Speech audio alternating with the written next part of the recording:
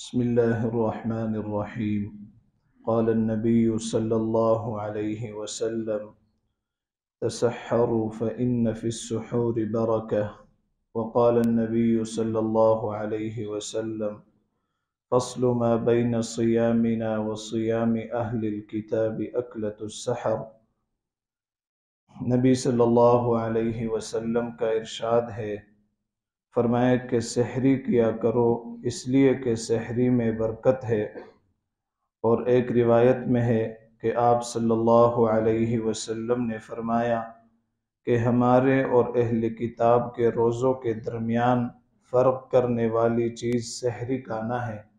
اہل کتاب بغیر سحری کے روزہ رکھا کرتے تھے، اور اس امت محمدیہ صلی اللہ علیہ وسلم کی خاصیت ہے کہ یہ سحری کھا کر روزہ رکھتے ہیں، اور یہ اللہ تعالیٰ کا ہمیں اس پہ شکر بھی ادا کرنا چاہیے کہ اللہ تعالیٰ کا یہ بہت بڑا انعام ہے۔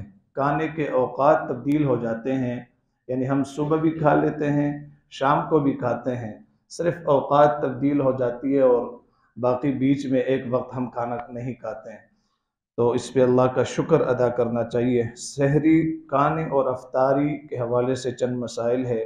فرماتے ہیں کہ سحری کھانا یہ سنت ہے، اگر بھوک نہ ہو اور کھانا نہ کھائے تو کم از کم 2-3 کھجور یا چوہارے کالے ہوئے اور کوئی چیز تھوڑی سی کوئی اور چیز تھوڑی سی کھالے ہوئے، کچھ نہ صحیح تو تھوڑا سا پانی ہی پی لے۔ یعنی سحری میں بہت برکت ہے، کیونکہ نبی صلی اللہ علیہ وسلم نے فرمایا کہ سحری کا کھانا بڑا برکت والا کھانا ہے، اس لیے اس کو مت چھوڑو، اگرچہ پانی کا ایک گھونٹ ہی پی لو۔ اس لیے اللہ تعالی سحری کرنے والوں پر خصوصی رحمت فرماتے ہیں، اور فرشتے سحری کرنے والوں کے لیے خصوصی رحمت کی دعائیں کرتے ہیں۔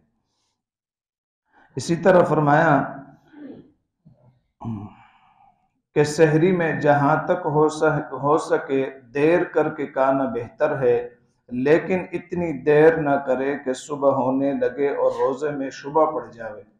بہت سارے لوگ ایسے بھی ہوتے ہیں کہ وہ جب تراویح پڑھتے ہیں تو گھر جا کر کھانا کھا لیتے ہیں، اور یہ سوچتے ہیں کہ سحری کے لیے دوبارہ کون اٹھے گا، بس ابھی سے کھا لو اور سو جاؤ۔ تو اس طرح یہ خلاف سنت ہے۔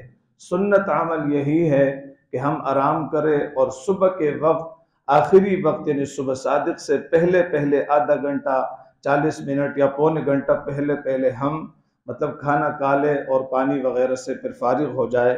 تو فرمایا کہ سحری میں تاخیر کرے، لیکن اتنی تاخیر نہ ہو کہ صبح صادق کا وقت داخل ہو جائے اور ہم کھاتے پیتے رہے، اس سے پھر روزہ رکھنے میں شبہ ہو جاتا ہے، تو اس سے بچنا چاہیے۔ اور فرمایا کہ اگر رات کو سحری کھانے کے لیے آنکھ نہ کھلے، بغیر سحری کھائے صبح کا روزہ رکھا جائے۔ سحری چھوٹ جانے سے روزہ چھوڑ دینا بڑی کم ہمتی اور بڑا گناہ ہے۔ اس لیے عام طور پر لوگ یہ کہتے ہیں کہ ہم نے تو سحری ہی نہیں کی تو روزہ رکھنے کی ضرورت ہی نہیں ہے، ہم تو کھائیں گے پیئیں گے۔ آپ مقیم ہے اور گھر کے اندر رہائش پذیر ہے اور اپنے وطن میں موجود ہے، تو آپ نے اگر صبح سحری نہ بھی کی ہو تب بھی آپ روزہ رکھیں۔ پہلی کوشش تو یہ ہے کہ سحری کی کتنی فضیلت بیان ہوئی کہ سحری کا کھانا برکت والا کھانا ہے اور کھانا چاہیے، اور اگر پھر بھی دل نہ لگے کھانے میں تو کم از کم 2-3 کھجوریں کھا لے، پانی کا ایک گلاس پی لے، تاکہ سنت پر عمل ہو جائے۔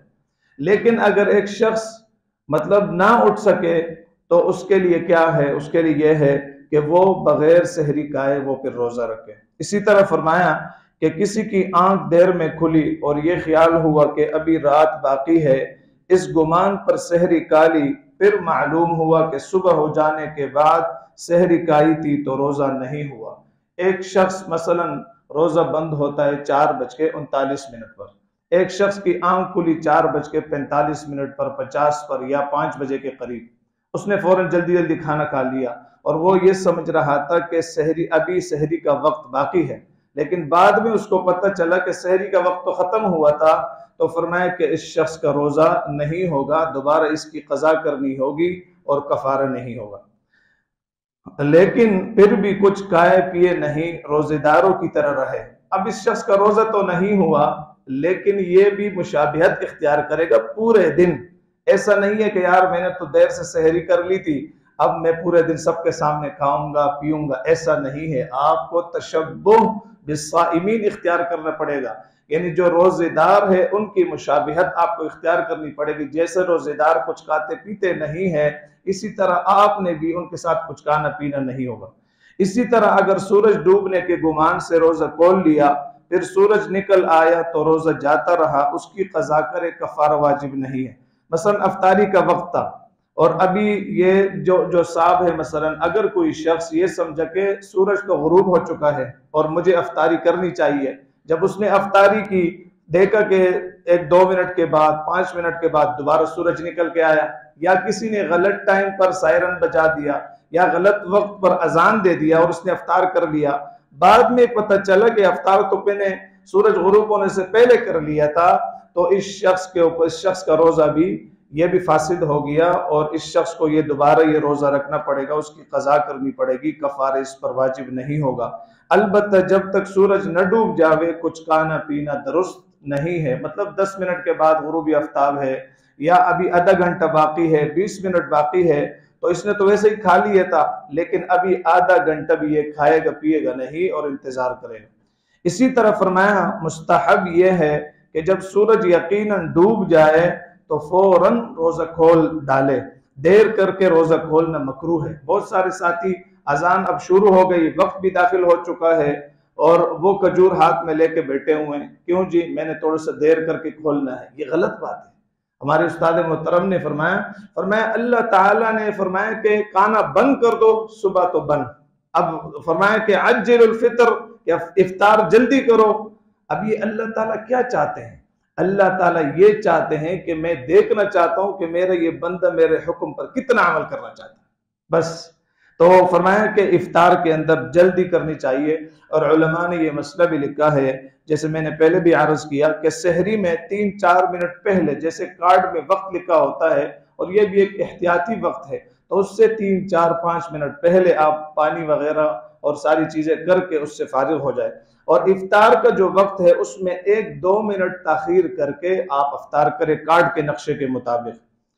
اور اسی طرح فرمایا کہ کھجور سے روزہ کھولنا یہ بہتر ہے، یا کوئی اور میٹھی چیز ہو اس سے کھولے، وہ بھی نہ ہو تو پانی سے افطار کرے۔ بعض لوگ کنکر سے، وہ نمک کی کنکری سے افطار کرتے ہیں، بعض لوگ نمک کی کنکری سے افطار کرتے ہیں اور اس میں ثواب سمجھتے ہیں، یہ غلط عقیدہ ہے۔